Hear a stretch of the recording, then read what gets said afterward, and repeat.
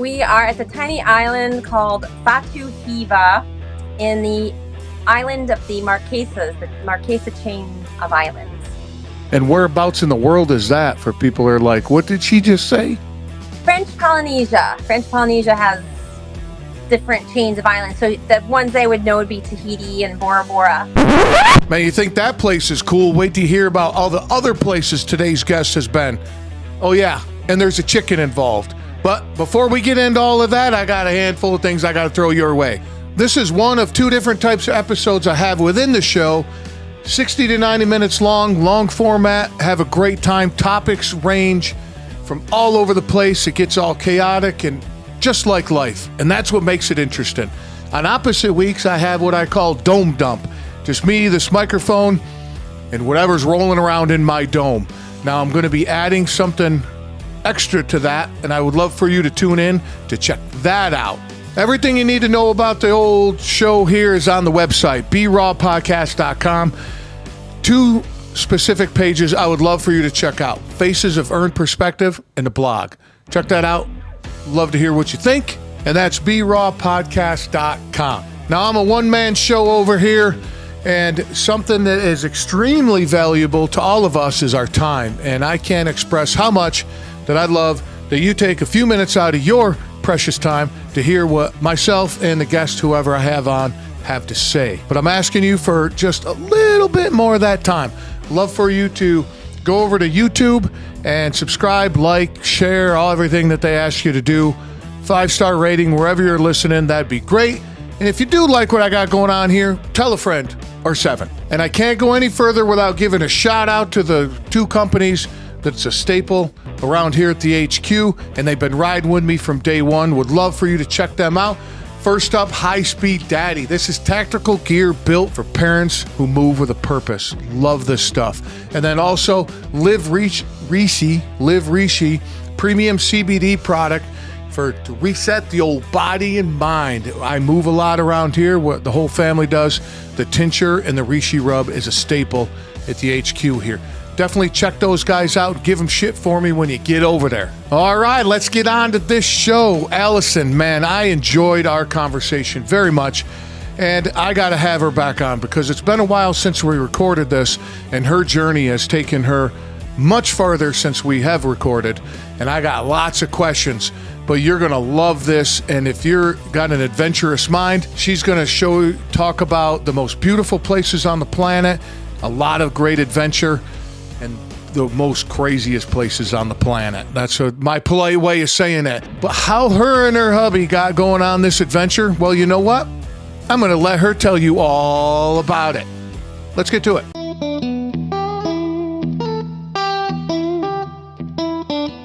His boy's going through some medical stuff, and every time I see him, I'm like, how's the wee one? But I was stuck in Ireland for 3 years, so I picked up a little bit of their vernacular. 2 years because of COVID, so yeah. Oh, nice. We'll get into that. Because all of you people listening, I have a guest on it. She's on a fucking boat, so you're going to hear some wind. And where are you? I'm looking at the mountains behind you.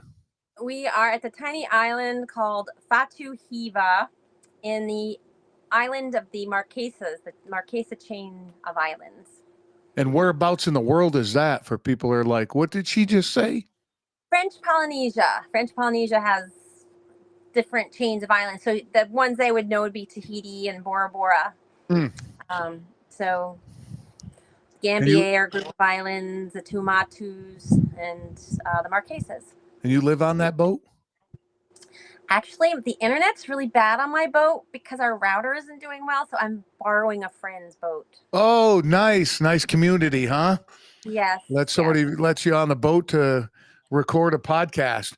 Well, that's awesome. So what you're doing is, okay, but let me finish so the people that are listening on audio, you got to go over to YouTube because I'm like this close to 1,000 subscribers. And it's like dancing with a hooker. Like I can smell her Aquanet and her Marlboro Lights, but I just can't steal the deal. Because at 1,000, they start paying me, and they don't want me to get to 1,000. Oh, okay. Yeah. there's 50. When the last time I checked, there's 52 million creators on YouTube like me. Wow. That's incredible. And guess how many are over 1,000? 3. 3? That's a great answer. Yes. That's hey, I like it. Less than just under 8%. Okay. So they don't like to pay. And I hit all the other stuff except for the 1,000 subscribers. So I figured out how much I was going to make a month once I hit 1,000. I'm like, come on, man. Oh. And I'm at 985. Oh my gosh. Well, Right? I'll get all my friends to It's like subscribe.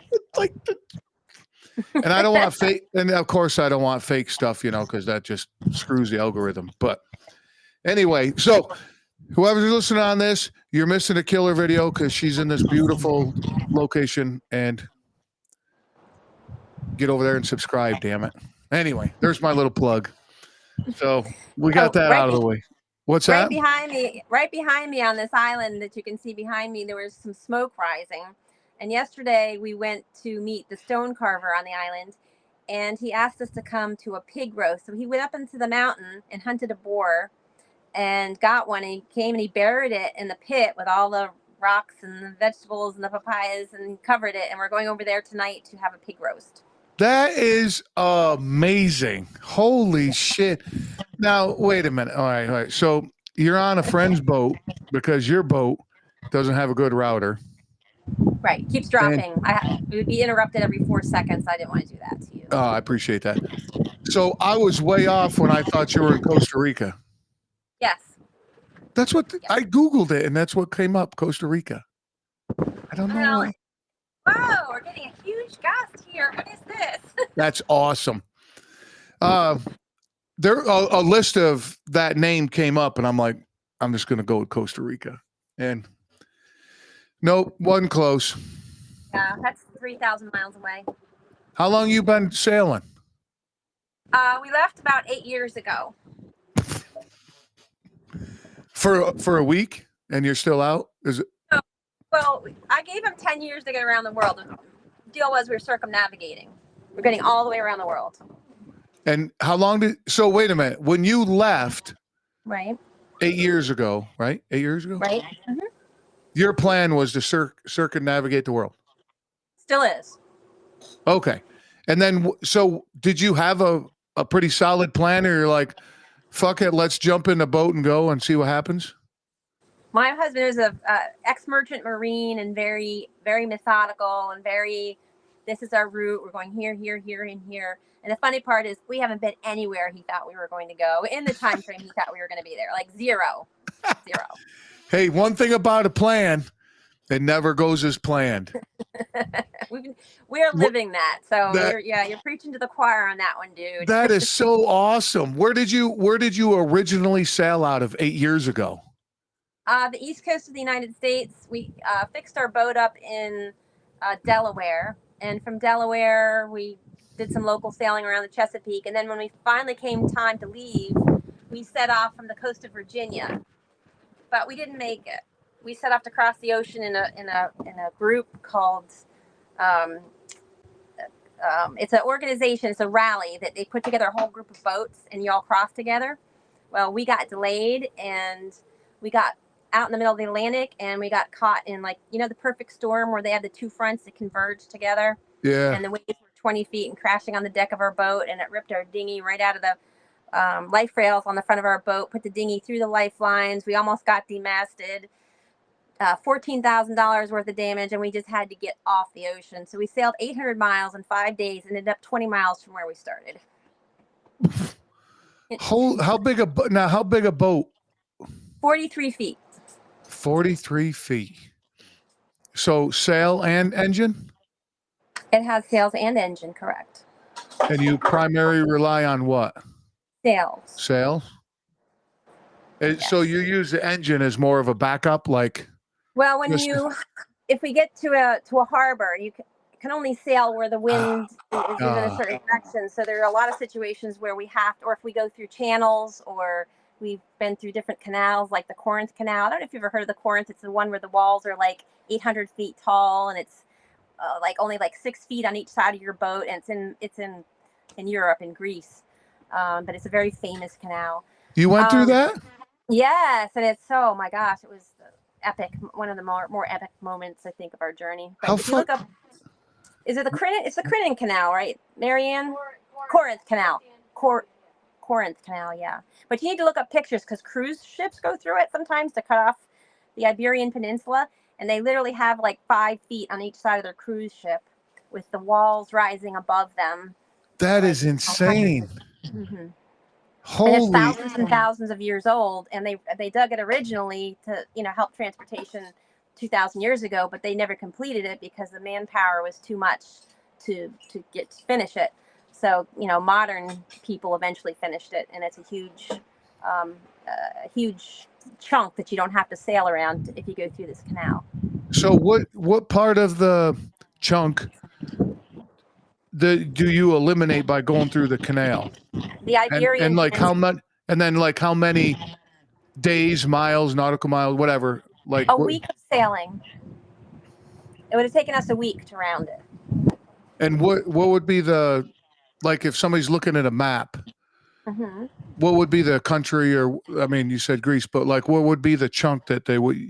Well, you look down in the lower right hand corner of Greece, or depends where you're looking at, how you're looking at the map, but it would be the right hand corner. You'll see the big Iberian Peninsula. It's labeled, and then you see the canal cutting through the top of the peninsula, and it took us like 2 hours, less than 2 hours to go through it, as opposed to a week to go around. Is that a scheduled thing? Because only so you can only, and is it a one-way street?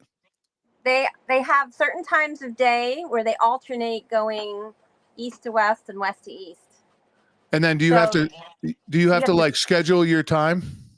you have to get there, and then you have to get on radio in and to be on a waiting list.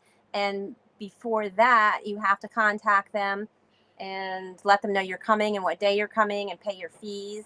Actually, there's fees we had to pay afterwards too, but there's a lot of fees, a lot of paperwork. But it's first come, first served the morning of, and you wait in line and you jockey for position, and then they'll call your boat and say, okay, you go through, and you just go in this big line through, and you're only allowed to go 6 knots, and you have to use your engine, obviously, because there is no Yeah. wind under 800-foot walls around you. Right, And right. yeah, so it was really epic. I don't know. It made me think of Jason and the Argonauts, when they're sailing their ships through the cliffs of insanity and whatever it is. Yeah. That Yeah. no claustrophobia. I mean, No, there's just awe, just absolute incredible awe to know that, we had sailed a quarter of the way around the world to be there in that spot at that moment. And it was yeah. an incredible feeling. I'll have to look that up. That's incredible. That is cool. That would be neat. I mean, not like rock falls and all that. I mean, what's the deal with all? The cliffs are very clean. They're just very smooth. Didn't see any signs of crumbling anywhere. And there's bridges going over the top. And in between us and this boat, actually was in front of us, there was a bungee jumper that jumped off of one of the bridges and bungeed down right to the surface of the water in between our two boats. No shit. 800. How far did he bungee jump? I don't. Yeah, it had to be at least 800 feet, at least. Yeah, crazy mother. Holy Christ. Woo. Nope. You can have that. 800 feet down into. Holy man. And then, so how long were you going to plan on it taking to go around the world? Are you with a group of people still? We just re-met with our friends that we sailed with for the first 3 years, and then we've been apart for 3 years, and we just met at this island this week. But we meet people along the way, and we make friends, and we see them, and then they go away, and we see them again. Everybody's kind of on the same route. When you're circumnavigating, there's a pretty common path to do that. So you end up meeting people over and over again at certain ports in certain countries. Sure. And is that because of there's probably a lot of factors on the best route to go, right? Well, there's mostly the timing. Like, for instance, in the next couple of months is hurricane season here. And if you are not below a certain latitude in a certain safety zone, and your boat gets damaged by a hurricane, your insurance company won't cover it. Because you were in a zone marked that time and all that, right? Right, right. I don't know Holy if you remember last year when the hurricane went through Grenada, and they're like hurricanes never go through Grenada. Were you aware of that last year when it came I and it hit a part of the world it normally never hits? right. I hear stuff about, Yeah, well, we were there for the hurricane. That was supposed to be our safe zone to get out of the hurricane, and the hurricane went right over top of us. no shit. Much damage. Oh yes. We didn't have any because we just happened to have been pulled out of the water, and we were like inside of all these cliffs. But less than 5 miles away, probably 60 or 70 boats in that harbor were completely decimated. And what's insurance do at that point? Nothing, because there were there. Well, I don't know. That might not be true because that is supposed to be a safe zone. So I don't know. A lot of people can't afford insurance. It's the boat insurance is really Oh, I expensive. can't. Yeah, I can't. Yeah. So if they had insurance, it's a good chance their companies would have covered them because technically they were out of the hurricane zone. Act of Um, God kind of thing. yeah, so I'm hoping that they all Oh, have eh. insurance Well, even that even haven't if paid. yeah, even if it did cover, it's still got to be that's bad. Yeah. Yeah, All it right. was. So the question that keeps running around my dome: what do you do for a living? Well, I used to be a teacher, and I had a horse farm for 30 some years. And I taught a Ooh. sport called equestrian vaulting, which is gymnastics on horses. And I went to 2 World Equestrian Games. So I was competing. Well, I wasn't competing. I had to train the horses, but I had athletes at a very, very high level.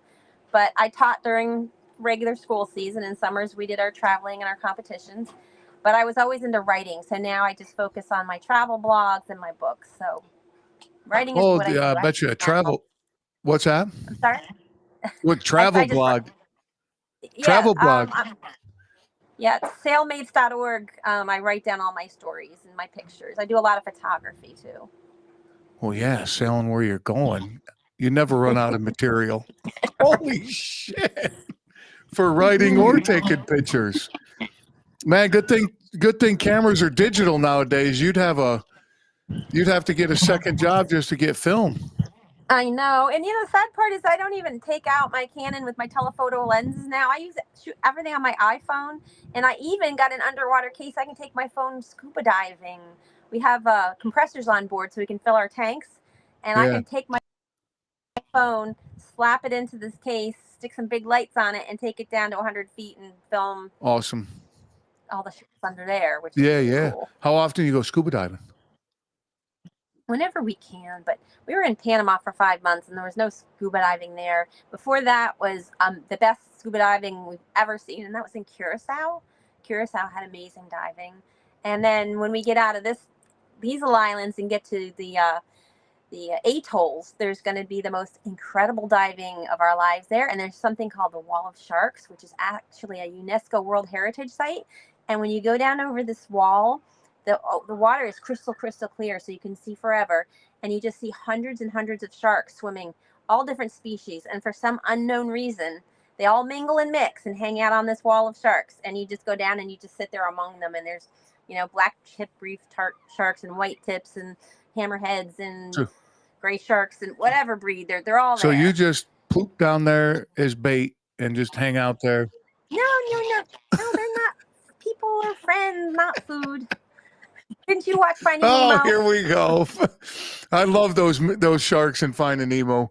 Our son got all scared when they first came on. But yeah, sharks. I remember I was paddleboarding in Key West and some sharks went underneath the paddleboard and the guy goes, "Oh, they're nurse sharks." They're still fucking sharks, dude. Yeah, nurse sharks are not meat eaters, I so you're know, but fine. still in your mind, you think a shark. Yeah. I mean, and then you're in their environment. Ah, good for you. What's your old man do? So, he's retired. He worked for the Navy as Navy contractor for 30 years, and he was able to retire. So Eh, he's just the captain oh, now, and he tells us where we're going and how we're going to get just there. And I cook and fetch beers. That's all I oh, do. And crank train. He says, "Turn this wheel, honey," and I turn it. oh man, what a life. Good for you guys. That's amazing. How many people would be like, I want to do that? All right, but Oh, it's a lot of work. Don't fool yourself. I It's was a just lot of work. And there are times I am crying like a baby. Like this passage that we just had, we came across the Pacific from Panama to the French Polynesians, and it was the worst of my life.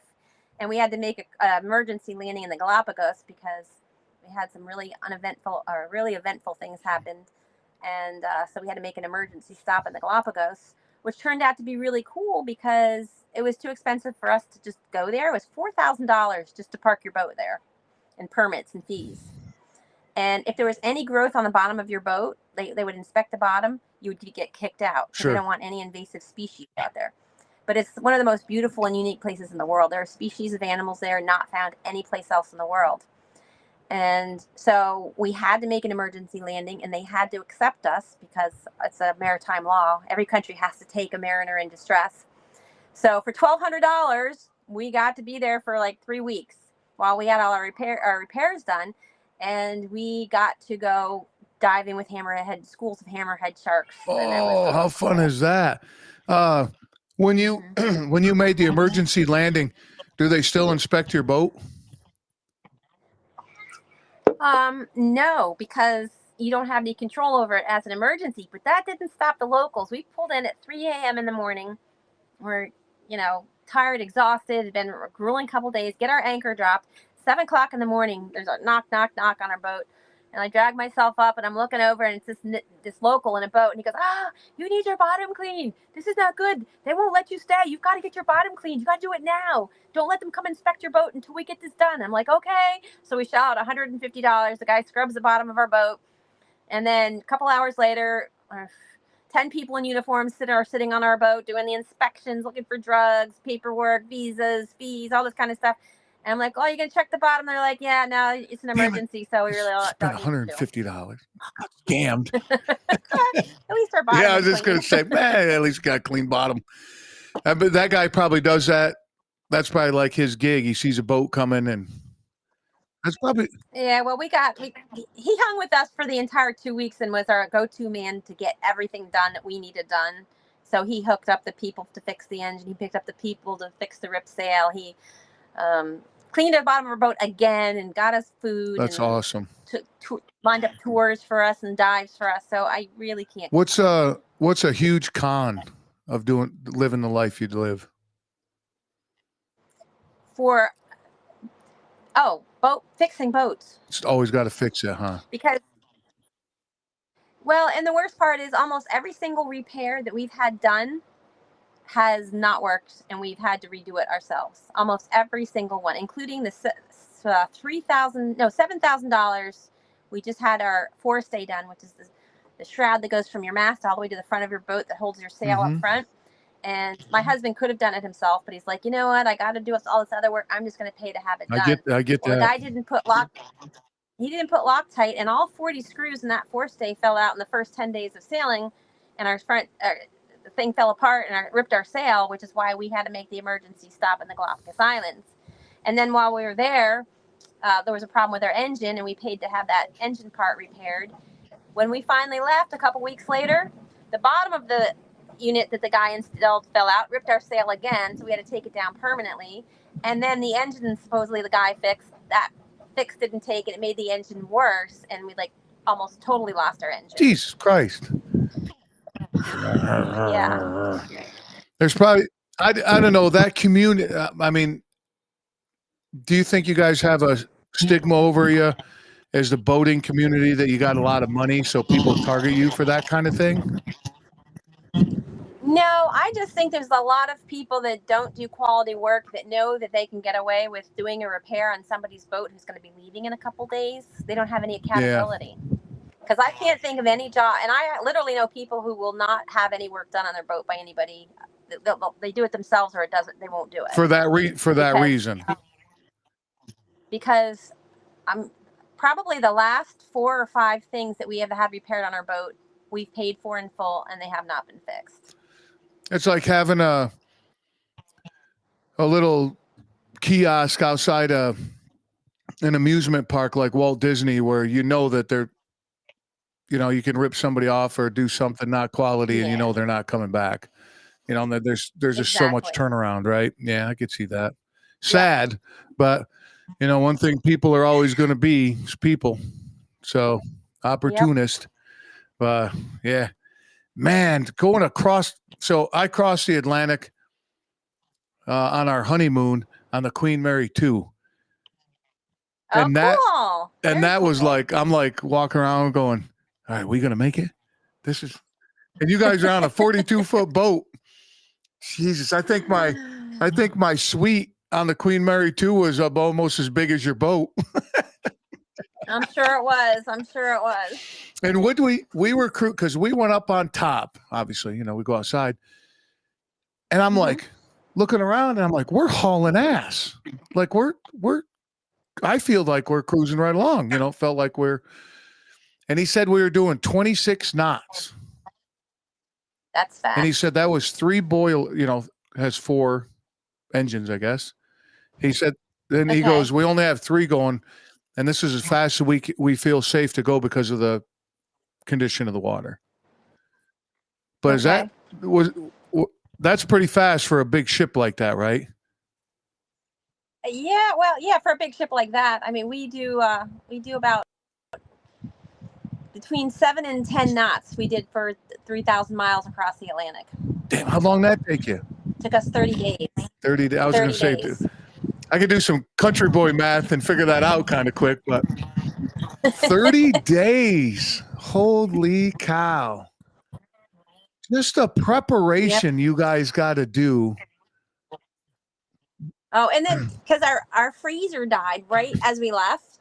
And what I normally do is I prepare meals to put in the freezer. So I just have to pull them out and heat them up. I do that every day. And it's like, well, when you don't have grocery stores for 30 days, it's a problem because that was the main bulk of food to get us across. And I had to just throw probably 20 meals out because they thawed and they wouldn't stay in my refrigerator for more than a week. So we went a long time eating pasta and rice and eggs and stuff in cans because it's just, we didn't starve to death. We weren't close to starving to death, but it just was not as I had expected. It was just very unfortunate piece of equipment to lose. So anything biodegradable you just tossed overboard? Yeah. Yes, you can throw glass over and like aluminum cans because they decompose immediately. Aluminum can does? You just make sure they fill up. Yeah, not aluminum. The stuff you put food, like the vegetable cans and stuff. Not beer cans or anything. Not beer cans, but like vegetable cans. They rust immediately. Yeah. And decompose. Damn. You got any pets on board?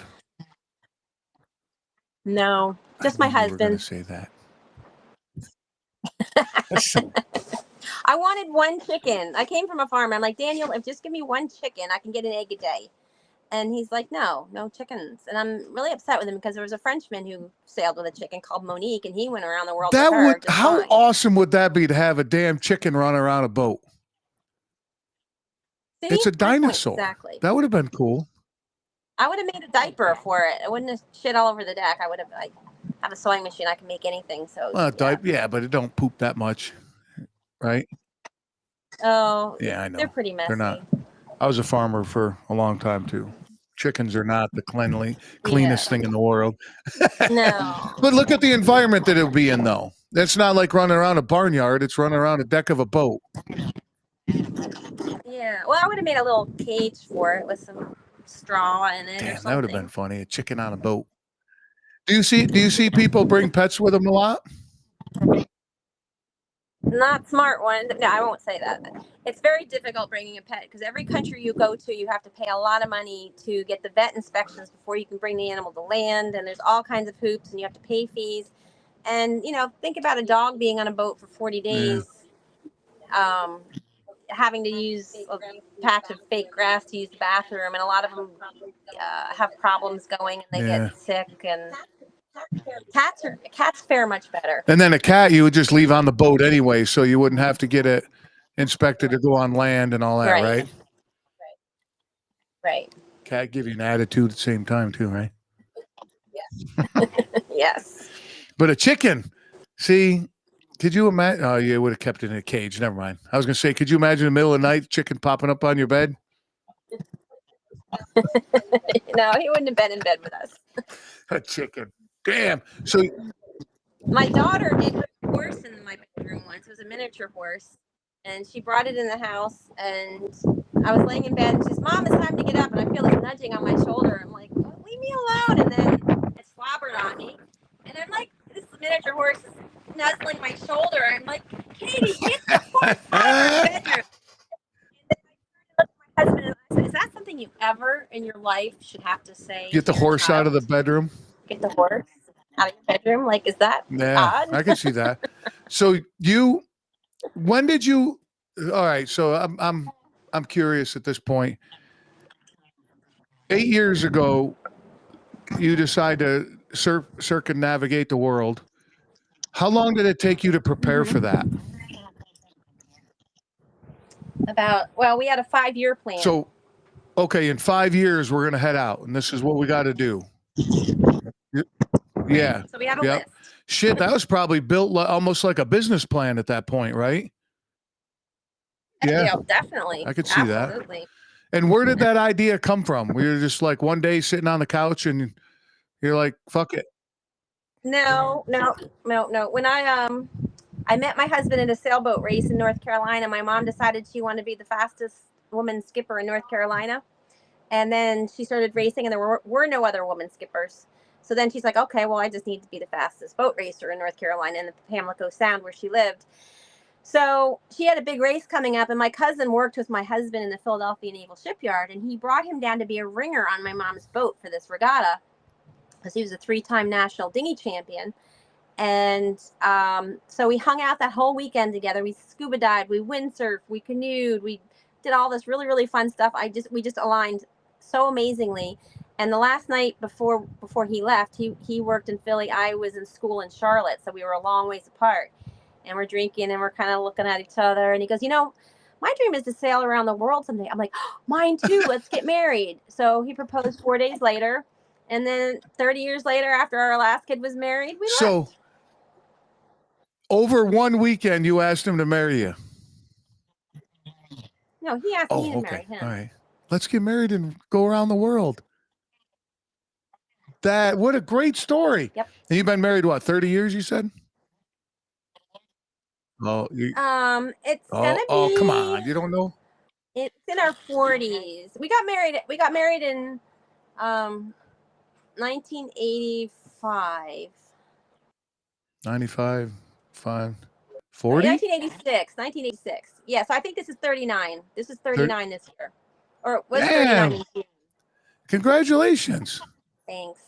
So 40 years, let's just say 40 years ago, you said, let's sail around the world. Absolutely. Let's get married. He said, I want to sail around. I said, me too. Let's get married. And then he flew home, and 2 weekends later, he flew me up to the Chesapeake to go on his dad's sailboat. And it was our 4th day of being together. And he goes, if I don't ask you to marry me, I was finishing up at UNCC, graduating. He goes, somebody else is going to ask you. Because I did have a couple guys I was dating just casually. Oh, sure. And he says, I'm just going to go ahead and ask you to marry me. Will you marry me? And I'm like, yes, absolutely. Oh, how great is that? And then it took you 35 years to put your dream together. Yeah. Well, once we started having kids, and we had a farm. We had a big farm and kids. You just can't. Yeah. I mean, there are a lot of people here with kids on their boat, but the horses and the goats and the chickens would not have fit on the boat. That'd been crowded. Yeah. You'd have been a little mini. What do you call it? God, now just an ark. Ark. There you go. Thank you. So, and the whole time you guys kept sailing because obviously you love being in the water, right? We do. During that time, you kept sailing and everything while you had the farm? Oh, no. Well, we had both of our parents had sailboats. All right. Now, here's the funny part of the story. So his dad was a minister. No, it's not 4 days he asked you to marry. It's not the funny part. This is the funny part. Oh, this is better. This is better. All right, perfect. So his dad came down to marry us on the yacht club lawn where we got married, right? Okay. And his dad was a sailor and he had his boat up in the Chesapeake. My mom is a sailor and had her boat on the Pamlico Sound in North Carolina. So when he married us on the country club lawn, he fell in love with this community where my mom lived because she could keep her sailboat right outside her door on a waterway that led out into the Sound. and it's just a beautiful, peaceful, wonderful community. And they were looking to retire, and the Chesapeake was too expensive. They couldn't find any property there they could afford. But the lot right next door to my mom and dad was for sale. They bought the lot next door to my parents, built their home, and my in-laws and my parents were next door neighbors for 30 years and had their sailboats side by side on their docks. So every holiday we would go down there and have 2 sailboats to sail on. And everybody be together. Christmas Yeah, is and they became best friends. They traveled together. They did everything together. Yeah. so Christmas at the in-laws and Yeah, we said we thanks. couldn't go over to the other grandma's house and see what she's having for breakfast because we want to sleep for another hour. Ah, that's amazing. Wow, tight community. I guess that the level that you guys are at with sailing and that. I imagine it is a pretty niche community then. Yes, very. Right, you kind of know everybody at that point, right? It's a very small world. It may be, it's a big world, but in sailing, it's a small world. You see people repetitively, you run into them, you end up in the same places. If you know somebody, they know somebody you know. It's very, very, very connected. That keeps you honest too, huh? Yeah, if you get a bad reputation, everybody's gonna know about it. Yeah, that's awesome. That is so cool. And then do your kids sail too? They all have been sailing on our boats, but none of them as adults. They all have their own kids and their own lives, and none of them sail. They've been to visit us on our boat in a few countries, but sailing is not a big thing for them. Yeah. Well, it's just kind of like they're in the stage you were with the farm and the kids, right? Exactly. Yeah. That is amazing. Your parents are still alive? My mom is 95 and still when she was 91 years old, she won the Senior Olympics Games for the 12K or 5K bike race and broke the national record at 91. So she's still. That's awesome. My wife is a very active triathlete and all that. And when we first met, I would go to some of the races, because that's what you do when you first meet, Yeah. And as we were together longer, I'm like, I'll see you when you get home. Yeah. But I would see, 70, 80-year-old people out there just killing it. And I was like, man, that's amazing. Yeah. I have a phrase that I like, and there's a story behind it, but motion is lotion, right? Yeah. If you keep moving, your body's meant to keep moving, keep circulating, keep doing that thing. So that's helped me throughout the years. I was paralyzed from the waist down. Oh my gosh. And after the surgery, 3 hours after my surgery, the physical therapist lady came in. She's like, all right, get out of bed. I'm like, they fixed it? I went into surgery Friday afternoon. I had physical therapy that night, and I walked out of the hospital under my own power on Saturday. Wow, that's amazing. That was a miracle, really. Yeah, 2016. Wow. And today, I drive truck for a living, and I go to the gym every day, and I chase our 4-year-old son around. It's amazing. So that's awesome. He keeps me young. He keeps me young. Oh, I had 3 under 3. So. Oh shit! They're older now. My coworker, he had 3 girls under 3 at one time. Yep, been there. Did you do that on purpose? Like looking at the Nope. All mistakes. Do you tell them that? Like you were a mistake. What's that? Accident, not a mistake, an accident. Oh, wow, because that's better. Do you tell them like you were an accident, kid? Oh, they all know that. I love it. Yeah, my mom was like that too. She didn't hold nothing back. Then my brothers and shit, they're like, you're adopted. Yeah, all right. Oh. The whole adopted thing. But I was going to ask. Oh, my friend did it on purpose because he looked at the longevity of it. So instead of having a 3, a 5, and an 8-year-old, where you're in that the whole time, I see. Right? Him and his wife were like, just rip him out. We got 3 girls under 3, and they're kind of heavy on the religious side, so they don't practice, And I'm like, dude, you need to put a knot in that. And he goes, yeah, my wife won't let me. And I'm like, oh no. Oh boy, dude, you might have a baby named Costa Rica when you go on vacation. you know? Yeah. Yeah. After hours, I'm like, oh, we're done. Doc, I'll be over on Friday. So I'm 50 years old. I didn't need another oops baby at 55 or an accident. No, I don't. Right. Yeah, Right. that's no. So I just don't want to be 70 years old and have a 10-year-old. yeah, no shit, right? But sailing, okay, so best place you been? The Azores. Huh? Azores. Azores? What's that?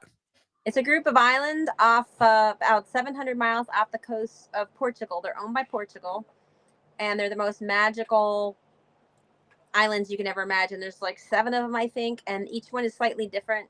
Used to be the whaling capital of the world, and then obviously whaling is illegal now, but there's still whales and dolphins and sea life all around these islands. They're all volcanic, and they're so inexpensive. We went to a meal and had appetizer, full course meals, dessert, 2 bottles of wine, 2 bottles pork, of agua gente, which is their local stuff they make, $20 a person. Yeah, in Jersey, that'd have been more just for the bottle of wine. I know. I mean, bottles of wine were between $1 and $3, $4 at the grocery store. Did you Huge stock wheel up? of cheese, like, oh my god! Well, when we drank it all before we could like get out of there, it was Well, you ridiculous. took it with you.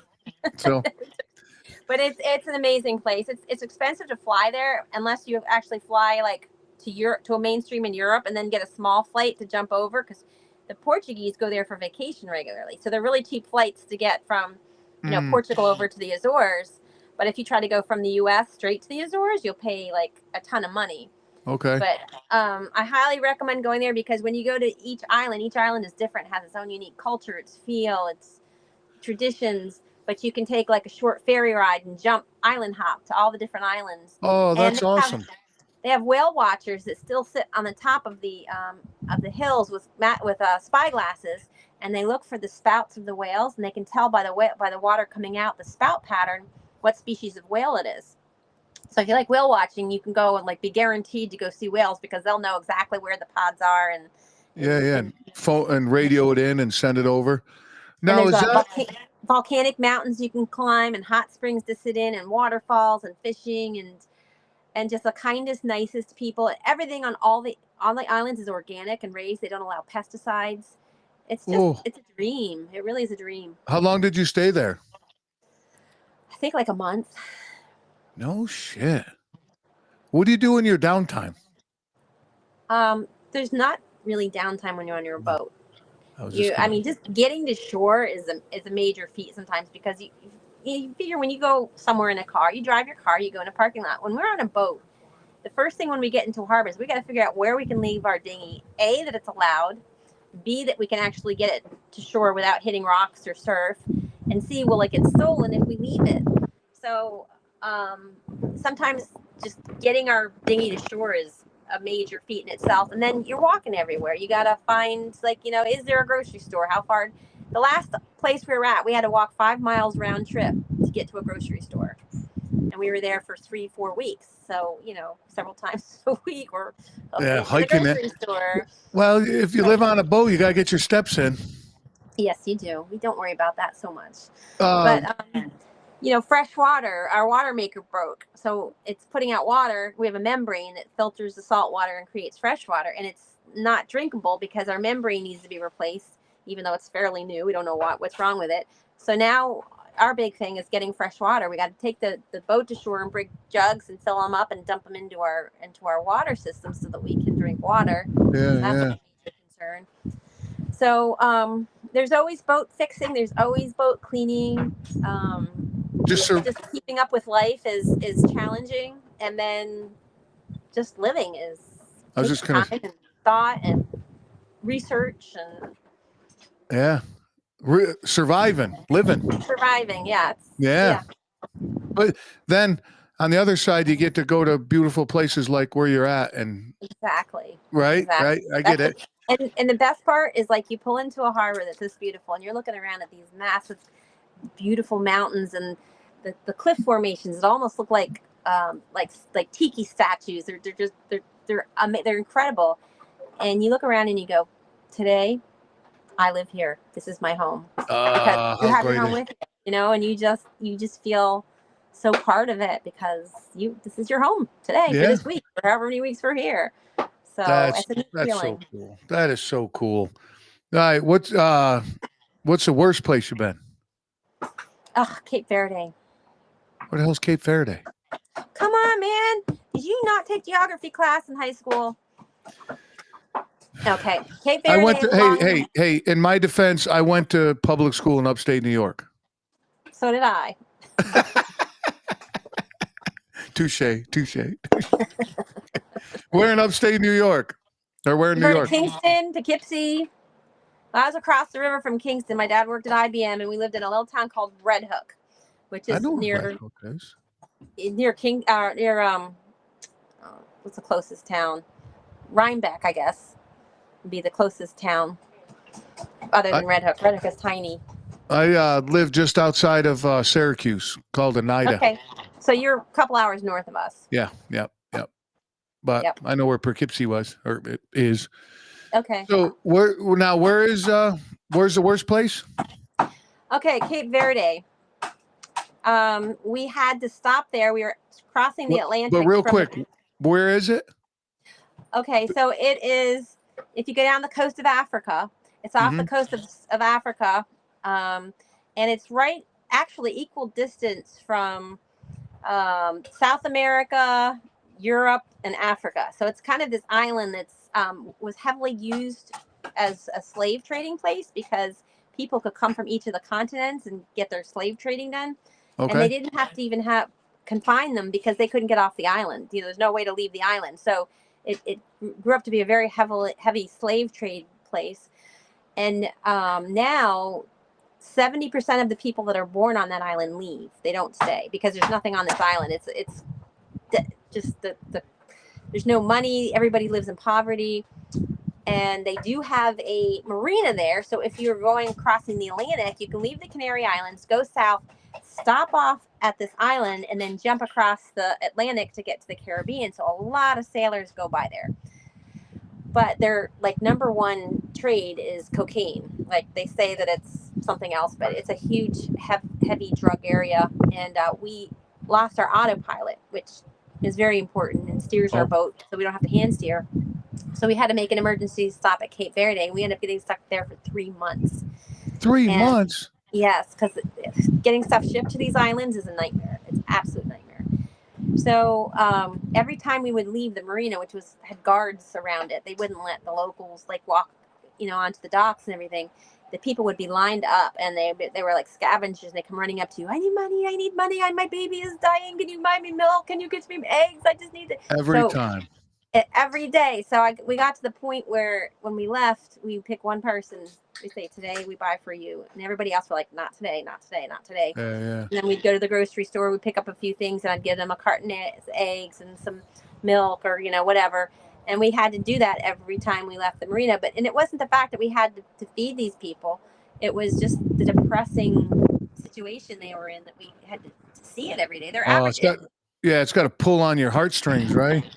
I think their average income is $160 a month is the average income there.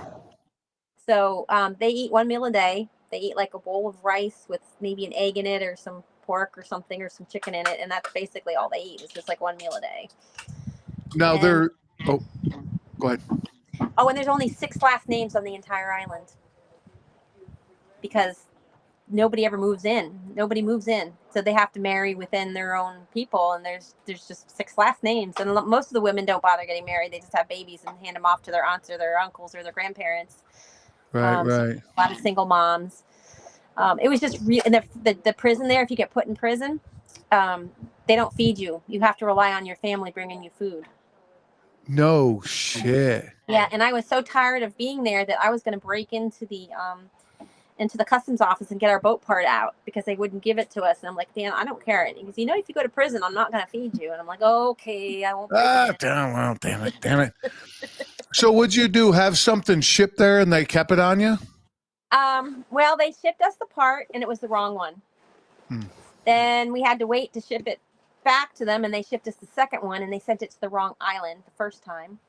And then there was not enough packages on that island to do another shipment for like a month, and then they finally sent it, and then customs kept it, and they wouldn't give it to us. And somebody who had a package in that shipment got his part, but they still kept ours. Like on a Friday, he got his, and then we were stuck there like wondering, and it took us to the following Friday before we got it out, like a whole week later. And there was no reason for them to keep it other than it was bundled with a bunch of stuff they didn't want to be bothered to look cataloging through. and looking through. So that's why I was ready to break in. I was like, yeah, trying to get out of there. I was wondering, the corruption there must just be. Oh, it's awful. It's awful. I mean, we were friends with a guy who had his own meth lab on his boat. Like Breaking Bad. But floating. Yes. So, needless to say, wait a minute. You're 8 years in a 10-year trip, right? Yeah, but it's gonna go past 10. There's no way we're gonna get it all You the don't way think you're around. gonna make it? Okay. And I have to give him the 2 years we got stuck in Ireland because it's kind of not fair. Because we couldn't go anywhere for 2 years because of COVID. They said you leave this anchorage, this port, and you can't come back in here or anywhere else in Europe because everybody closed their ports down to all maritime traffic, and sail included. So it wasn't that you couldn't sail, but nobody will let you in anywhere. Correct. Yeah. Okay. I was wondering. When you said that earlier, I was like, wait a minute, I got to ask about that. Because it's like I'm on a fucking boat in the middle of the ocean, but you can't come in. So 2,000 years, all the pubs were closed. Imagine that being in Ireland. Oof. That might be a little. Anyway, a little rough. It'd be like around here where the domestic violence went through the roof, right? Did you? I don't know. I haven't been back in the U.S. for so long. I don't know what's going on there. No, not now. Through COVID. Oh, through COVID. Oh, yeah. Yeah, because people weren't really used to living together. You come home, have dinner, and go to bed. You go to work, right? Well, on a boat, if you don't get along, you kill each other. So you got to get along. You could probably get away. You could probably toss somebody over the boat and. I'm surprised my husband hasn't yet, because I'm really the bravest chicken in the world. When the shit hits the fan, man, I just lose it. And he's just like, will you calm your ass down? Anybody else would have tossed me overboard by now. He's a saint. So we got a good buddy, a friend of the family that became a captain. And I was talking to him when he was going through the school. He's been with boats his whole, it's a big passion. He's a big scuba diver too. Oh, cool.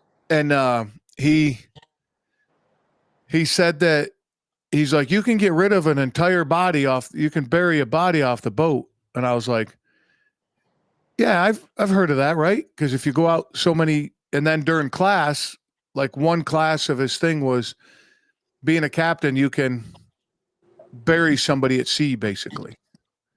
Okay. You ever hear that? No. Yeah. That's a new one.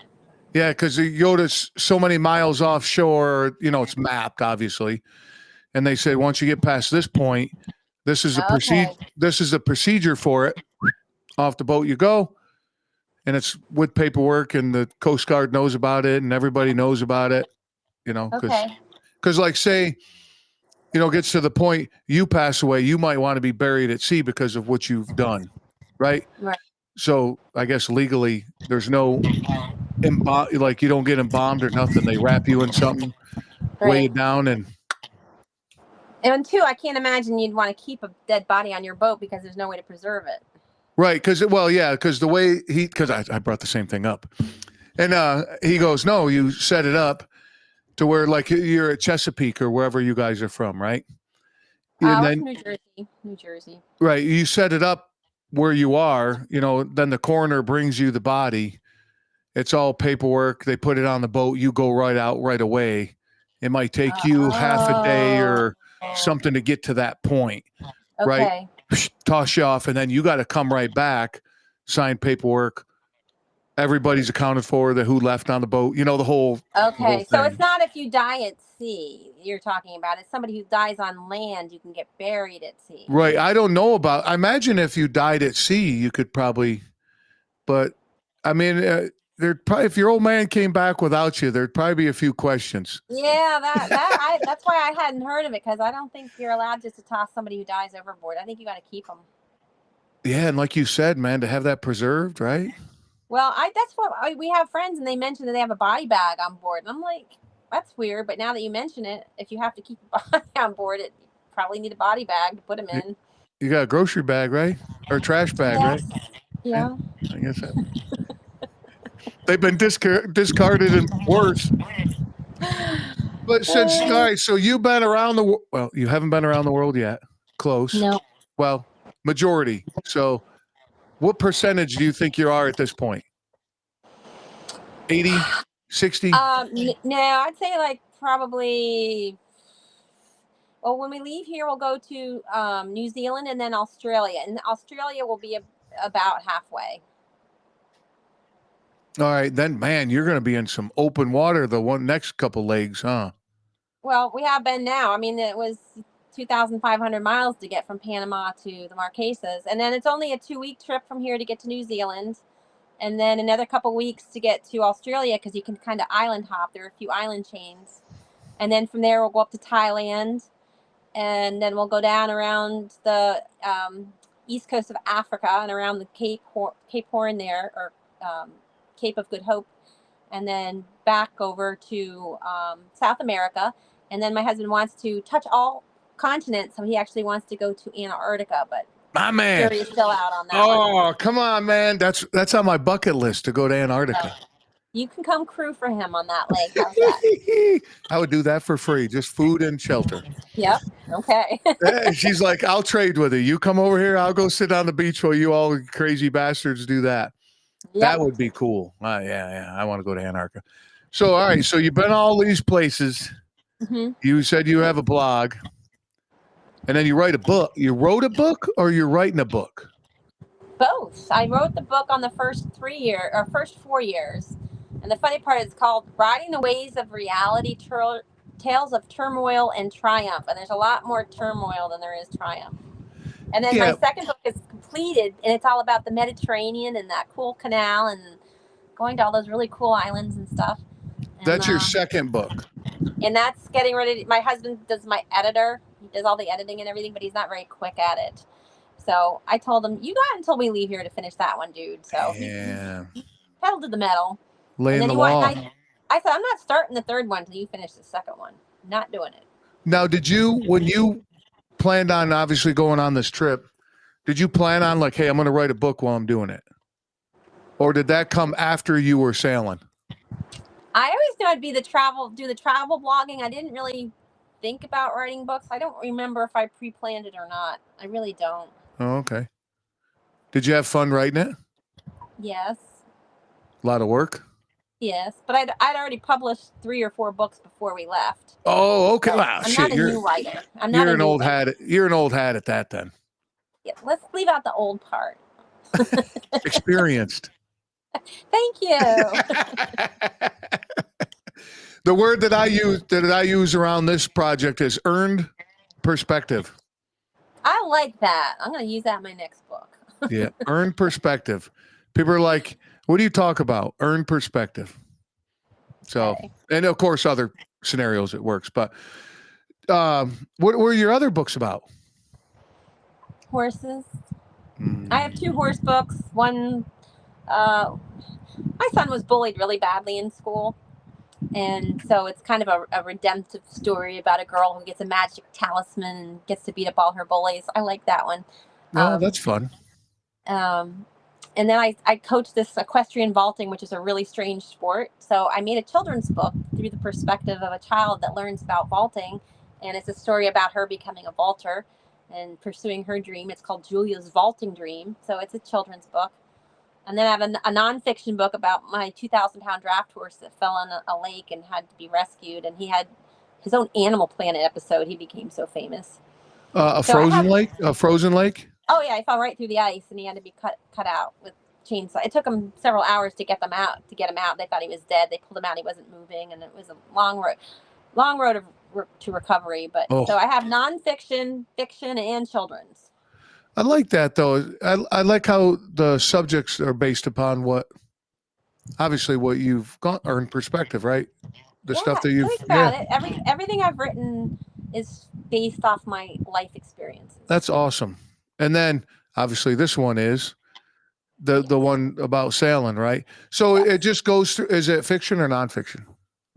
The riding the waves of reality is totally nonfiction. It's the story of finding our boat, buying our boat, and setting off and sailing around the world. Is it? And then it's just telling about it. It's not saying this is what you got to do. Make sure you have this and all that. It's none of that. No, but it is a lot of personal experience. For instance, I start off each chapter with a fact, which is what, if you research it, you will read about, and then a reality, what actually happens. And Mm. those never match up. Like what you read about, what you expect, what everybody tells you is going to happen, and then what actually happens, totally different. Oh And yeah. Well, that's. I mean, isn't that every single time? it isn't sailing, I'll tell you.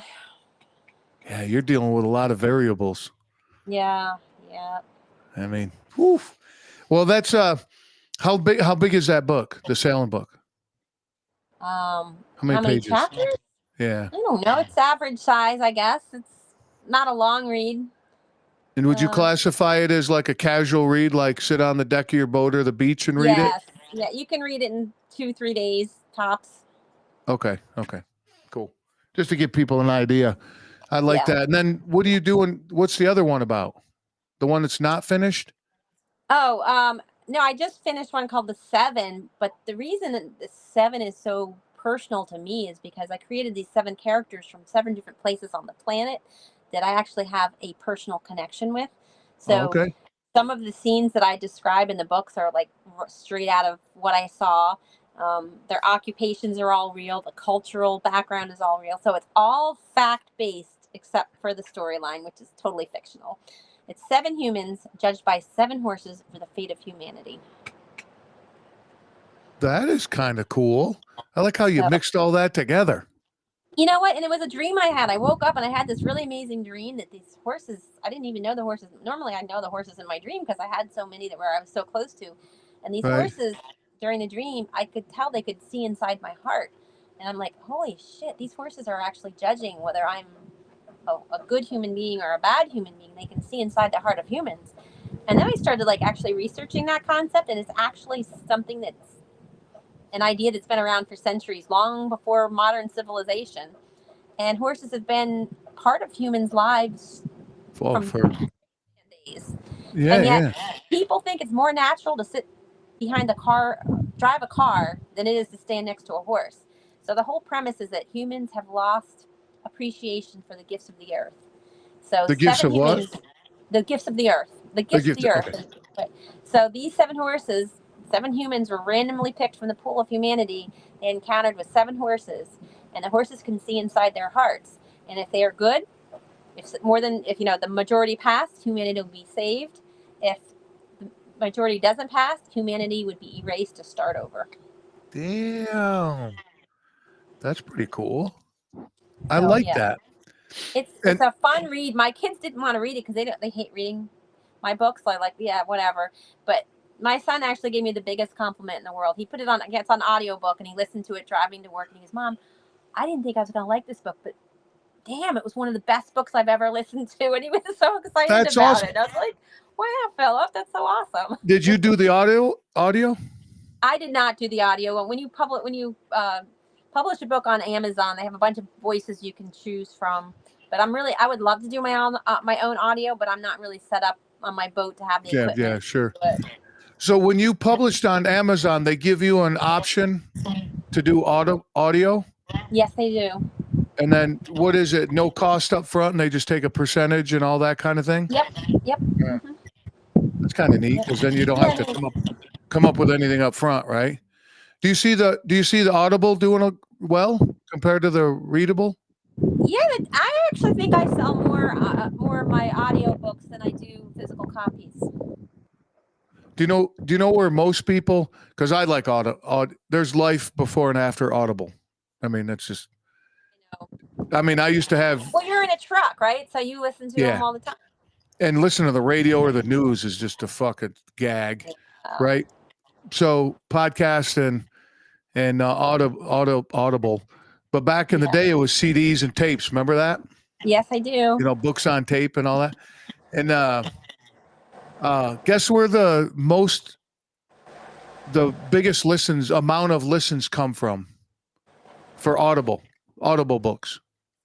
Japan. No, let me. The activity that you're doing. Driving. That's what I thought. That's what everybody thinks.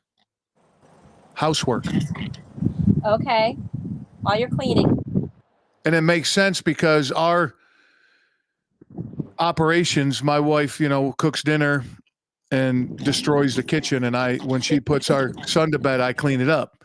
I find it very therapeutic to clean up the kitchen and do dishes and do all that. Okay. And that's awesome. I have an Audible book playing when I'm doing it. Okay. Yeah. So I always thought that was interesting. But all your books are on Amazon. Everybody can go there and find them. Yep. And I have AlisonGieschen.com is my author website. So for instance, just something kind of cool is I told you that each of those places in my book, The Seven, has a personal meaning to me. So I have a story behind the story about each character that tells why I picked that place and what personal connection I have to it and the history of the breed of the horse that's represented in the story. Is that on the website so people see it on the web? Okay. AlisonGieschen.com. So if they want to know, like, why in the world did she pick Africa? Like, well, because I have a personal connection to Africa, And that little story is not in the book? No, they're not in the book. Oh, that's kind of fun. I like those little Easter egg things and people doing that, and obviously drive traffic. But we're all in sales, right? No matter what we do. Yeah, mine's more of a hobby. I'm never going to be rich, but I enjoy writing. Well, see, that's the thing with this project. People, they say that I spend too much time creating content and doing stuff, and they're like, it's easier if you do it this way. And I'm like, I enjoy doing it. No, as long as you enjoy it, that's what's important. That's all I care about, And then when you reached out, I read your, of course I trolled you, and I was like, what the fuck? This fucking crazy lady. I got to talk to her. So, but I appreciate your rescheduling because, life. Yeah. Life happens. It's tough. I end up not connecting with, I'd say 50% of the people, believe it or not, of the podcast that I sign up to do. You can't connect with them? I can't, for some reason, we get the times wrong. They get the time wrong. I get the time wrong, or suddenly I don't have internet. So it's been really hit or miss. And I think that a lot of the podcast people, their commitment to it is a little shaky. Is it? So it's not just me. I'm not failing horribly. No, I think people, there's nothing wrong with it. They just don't have the commitment, and they don't have like I do it because it's just therapy. I love doing this, Mm-hmm. And I would have never connected. You and I never would have connected, And I'm like, this fucking lady did this, and I'm going to be walking around tomorrow and telling people like, I talked to this lady last night. But and that's what I enjoy doing, and that's why I started this whole thing.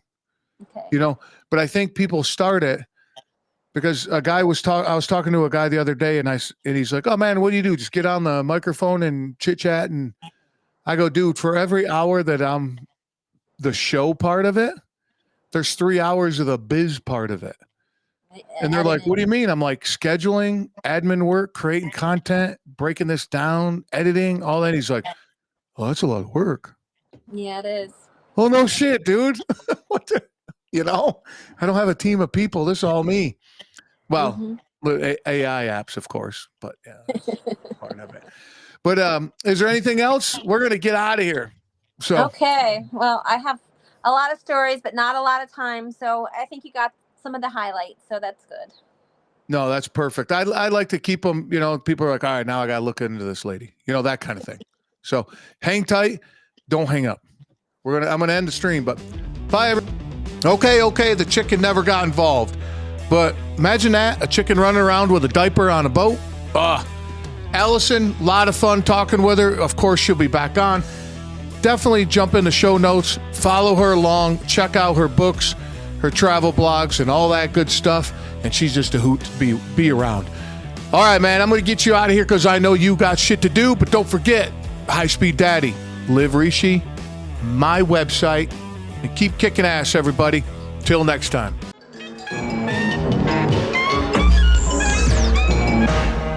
You out there? You listening?